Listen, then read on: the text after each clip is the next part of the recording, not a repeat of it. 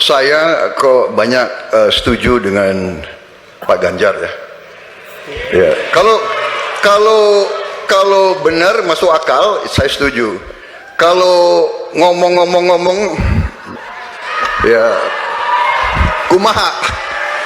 Ya, jadi leadership, apakah negara, apakah perorangan, tapi terutama juga negara harus dengan contoh ingarso sung telodo. Kita mau mimpin, kita mau bawa agenda, kita mau cerita itu cerita, omon, ya.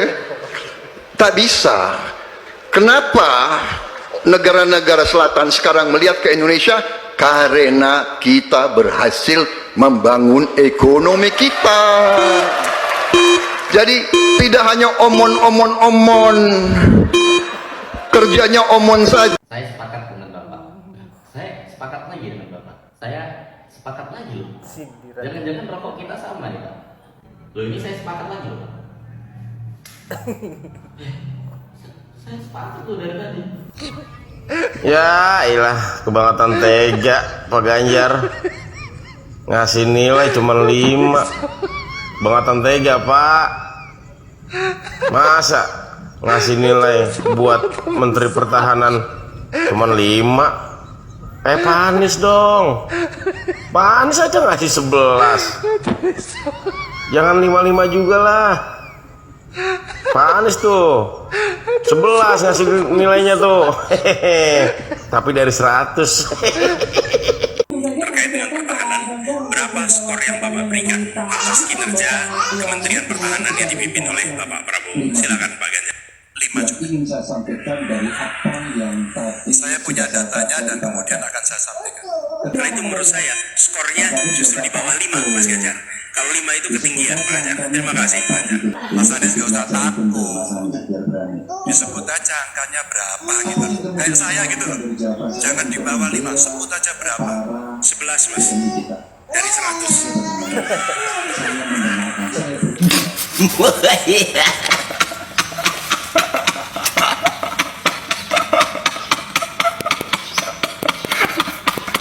Pak Prabowo mengatakan tanpa kekuatan militer sejarah peradaban manusia mengajarkan bahwa bangsa itu akan dilindas seperti Gaza. Tapi jangan lupa Pak, sejarah peradaban manusia membuktikan suatu bangsa telah bangkrut karena terlalu banyak hutang.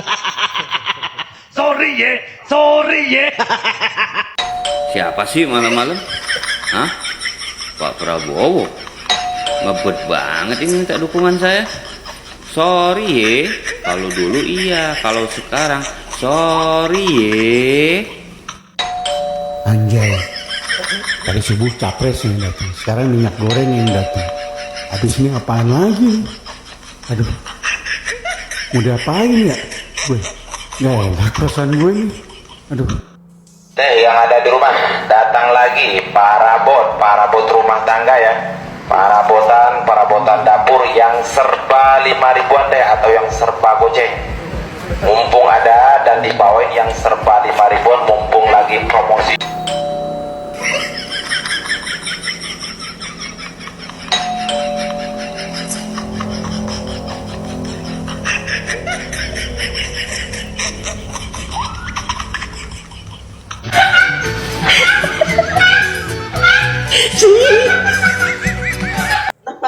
Guys, pada nonton debat gak? Debat capres tadi yang ketiga. Terus kenapa lu ngambil? Gue lihat ya dari awal nih posisi ya. Loh kok Pak Ganjar di tengah? Udah agak ke tengah dikit gue baru nyadar. Karena apa? Anies, ya Pak Anies tuh selalu nyerang Pak Prabowo. Terus gue, oh pantesan Pak Ganjar ditaruh di tengah supaya agak jauh kalau mau gemoyan. Tapi gue agak-agak kaget juga ya ketika Pak Anies itu nyerang terus gak berhenti-berhenti. Dan Prabowo itu gak bisa jawab. Dan kadang-kadang gak nyambung. Apa yang ditanya, jawabnya kemana? Aduh, itu kayak Jaka Sembung bawa golok, tau gak sih lo? Ya kan? Nah, yang kedua lagi, itu selalu sepaham, sependapat, setuju sama Pak Ganjar. Terus Itu apa namanya, debat apa musyawarah? Nggak jelas kan? Ya, aduh nggak seru kalau setuju terus, sepaham terus gitu loh, sependapat terus. Apaan tuh, bukan debat. Terus yang ketiga, gue ngeliat bahwa kenapa sih mesti suruh datang ke kantornya akan dijelaskan semua. Lah kita masyarakat nih apa? Kita juga pengen tahu masyarakat, ya. Kita pengen jelas tahu apa yang ada di alutsista gitu loh. Masa disuruh datang, lo mau kantor lo digeruduk sama masyarakat untuk ngejelasin itu gitu loh. Nah ini kan satu poin, suatu kesempatan yang bagus di mana seluruh Indonesia pasti akan denger dan nonton. Pergunakan dong waktu itu, bukan disuruh datang ke kantor. Parah nih. Terus yang ketiganya lagi, gua ngeliat apalagi ya, yang selalu Prof. Kasihan juga lo Pak Anies lo, kayaknya profnya tuh nggak dihargain, ya.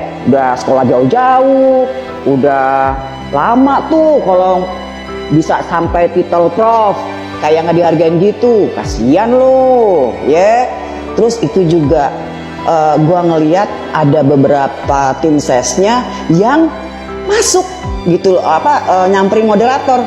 Nggak tahu gua kenapa itu banyak banget seliweran gue lihat tuh di beberapa medsos ya. Ada gituan tuh video-video salah satu tim sesnya nyamperin moderator. Nggak tahu kenapa, apa mau ngasih obat gitu ya. Udah jamnya ngasih obat buat Prabowo gitu kan. Terus kan dia juga yang aku tahu denger agak kurang sehat sih, memang mukanya gue lihat pucat gitu loh, mungkin capek gitu kan ya. Gue sih thinking positif aja. Terus yang apalagi ya tadi ya gue lihat ya, data Ganjar tuh nggak bisa dibantah. Terus katanya Pak Ganjar sampai bilang gini, Pak kalau perlu tim sesnya atau staf khususnya dari pertahanan mau jelaskan, silahkan naik ke panggung. Wih keren banget di situ, mantep pokoknya Pak Ganjar ya. Debat capres ketiga kali ini Pak Ganjar paling top, nilainya gue bilang 100. Oke? Jadi tetapin pilihan lo, Ganjar. Juga Menteri Keuangan yang banyak tidak menyetujui disbursement. Ini bukan soal tidak menyetujui, tapi ini soal negeri ini bukan mengurus semata-mata soal pertahanan saja. Betul. Ada banyak sektor juga membutuhkan anggaran, Pak.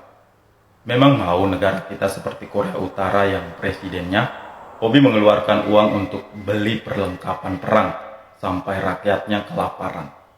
Kan tidak. Atau Bapak mau merencanakan seperti itu? Dan menurut saya, tidak setujunya Sri Mulyani soal anggaran itu wajar. Tapi di sini yang perlu Anda catat, anggaran untuk pertahanan di 2023 kan dinaikkan oleh Ibu Sri sebesar 77,4 triliun. Memang masih kurang cukup. Makanya uang itu jangan dipakai beli pesawat bekas saja, Pak. Kalau dikeroyok pun itu Prabowo pasti kesulitan menjawab. Karena Anies bisa tantang misalnya, oke, postur dan perencanaan anggaran pertahanan Prabowo selama ini mau dilanjutkan. Kalau dilanjutkan Indonesia bisa bangkrut. Tapi kalau tidak dilanjutkan, ancaman luar negeri juga bisa menyebabkan kita kehilangan kemampuan untuk mempertahankan wilayah kita kan. Jadi dilema itu yang dihadapi oleh Pak Prabowo. Justru karena Pak Prabowo udah ada di dalam kondisi melanjutkan kebijakan Jokowi kan. Ya Anies bisa terserang di situ sebetulnya. Sementara Prabowo bisa serang balik Anies dengan mengasumsikan bahwa Anies buta huruf terhadap apa sebetulnya yang terjadi di belakang perdagangan senjata, apa yang terjadi di balik meja-meja perundingan yang seolah-olah itu adalah bilateral, padahal sebetulnya kondisi multilateral udah berbeda itu. Dan kita mulai melihat pertarungan itu akan sangat tajam tuh antara Anies dan Prabowo. Nah, itulah parodi yang lagi-lagi dilakukan oleh netizen baru-baru saja selesai pasca debat antara capres, tetapi sudah keluar lagi parodinya dan cukup menghibur buat kita semua, dan semoga sahabat-sahabat terhibur juga dengan apa yang sudah saya sajikan. parodi dan juga kompilasi video lucu dari Pak Prabowo dan juga kritikan dari para netizen. Saya kira Prabowo tidak hanya terungkap dalam perdebatan tadi malam, tetapi setelah itu dirujak habis-habisan oleh para netizen di media sosial, sehingga wibawa Prabowo memang sudah tidak ada lagi dan juga elektabilitasnya sudah dipastikan akan anjlok. Baiklah, terima kasih buat sahabat-sahabat. Saya kira cukup sekian dan saya akhiri dengan ucapan wallahul muwaffiq ila aqwamit thoriq. Assalamualaikum warahmatullahi wabarakatuh.